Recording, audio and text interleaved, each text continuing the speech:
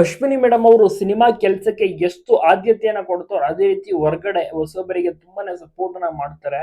ಪ್ರತಿಯೊಂದು ಸಿನಿಮಾ, ಚಿಕ್ಕ ಸಿನಿಮಾ ಇಂದ ಹಿಡಿದು ದೊಡ್ಡ ಸಿನಿಮಾ ಎಲ್ಲರೂ ಕೂಡ ಅಶ್ವಿನಿ ಮೇಡಮ್ ಹತ್ರ ಬಂದು ಬ್ಲೆಸ್ಸಿಂಗ್ಸ್ ಅನ್ನ ಪಡೆದುಕೊಳ್ತಾರೆ. ಅದಕ್ಕೆ ಕಾರಣ ಅಪ್ಪು ಅವರು ಕೂಡ ಅಷ್ಟೇನೆ ಎಲ್ಲರಿಗೂ ಸಪೋರ್ಟ್ ಮಾಡ್ಕೊಂಡು ಬಂದ್ರು, ಬೆಳೆಸ್ಕೊಂಡು ಬಂದ್ರು. ಅದೇ ರೀತಿ ಎಲ್ಲಾ ಚಿತ್ರರಂಗದ ಗಣ್ಯರೆಲ್ಲರಿಗೂ ಕೂಡ ಅಶ್ವಿನಿ ಮೇಡಮ್ ಅವರು ಅಂದ್ರೆ ಇಷ್ಟ, ಅಪ್ಪು ಬಸ್ ಅವರ ಕುಟುಂಬ ಅಂದ್ರೆ ಇಷ್ಟ.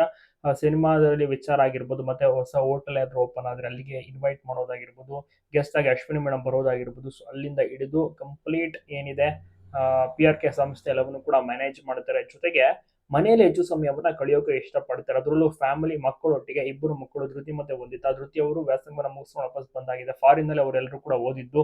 ಸೊ ಚೆನ್ನಾಗಿ ವ್ಯಾಸಂಗವನ್ನ ಮಾಡಿದ್ರು. ಅಂದ್ರೆ ತಂದೆಯ ಆಸೆ ಇತ್ತು, ಅಪ್ಪ ಅವರ ಆಸೆ ಇತ್ತು ಅಲ್ಲೇ ವ್ಯಾಸಂಗವನ್ನ ಮಾಡಿಸ್ಬೇಕು ಅಂತ. ಅದೇ ರೀತಿ ಅಲ್ಲೇ ಕಂಪ್ಲೀಟ್ ಆಗಿ ಮುಗಿಸಿಕೊಂಡು ಬಂದಿದ್ದಾರೆ. ವಾಪಸ್ ಈಗ ಸದ್ಯಕ್ಕೆ ಆರಾಮಾಗಿ ಫ್ಯಾಮಿಲಿ ಒಟ್ಟಿಗೆ ಸಮಯವನ್ನ ಕಳೀತಾ ಇದ್ದಾರೆ. ಅವರು ಕೂಡ ಮುಂದೆ PRK ಸಂಸ್ಥೆ ನೋಡ್ಕೊಳ್ಳುವಂತ ಒಂದು ಅವಕಾಶ ಅವ್ರಿಗೂ ಕೂಡ ಸಿಗಬಹುದು. ಬಟ್ ಅವ್ರಿಗೆ ಇಂಟ್ರೆಸ್ಟ್ ಏನಿರುತ್ತೆ ಅದ್ರ ಮೇಲೆ ಡಿಪೆಂಡ್ ಆಗಿರುತ್ತೆ. ಸದ್ಯಕ್ಕೆ ಅಶ್ವಿನಿ ಮೇಡಮ್ ಅವರು ಸಿನಿಮಾ ಕೆಲಸ, ಫ್ಯಾಮಿಲಿ ಅಂತ ಕಂಪ್ಲೀಟ್ ಆಗಿ ಅವರು ಕೂಡ ಬಿಸಿ ಆಗಿದ್ದಾರೆ.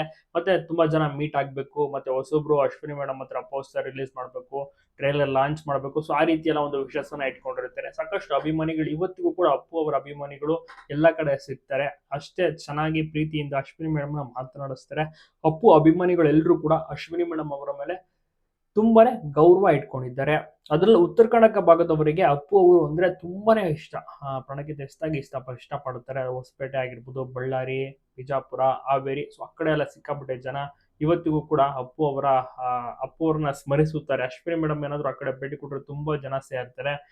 ಬೇರೆ ಬೇರೆ ಕಾರ್ಯಕ್ರಮಗಳಲ್ಲಿ ಬ್ಯುಸಿ ಆಗಿದ್ದಾರೆ ಅಶ್ವಿನಿ ಮೇಡಮ್ ಅವರು. ಮುಂದೆ ಉತ್ತರ ಕರ್ನಾಟಕಕ್ಕೂ ಕೂಡ ಏನಾದ್ರು ಪ್ಲಾನ್ ಮಾಡಿ ಹೋಗುವಂತ ಅವಕಾಶ ಸಿಕ್ಕರೆ ಖಂಡಿತವಾಗ್ಲೂ ಕೂಡ ಅಲ್ಲಿಗೂ ಹೋಗ್ತಾರೆ. ತಪ್ಪದೆ ಕಮೆಂಟ್ ಮಾಡಿ.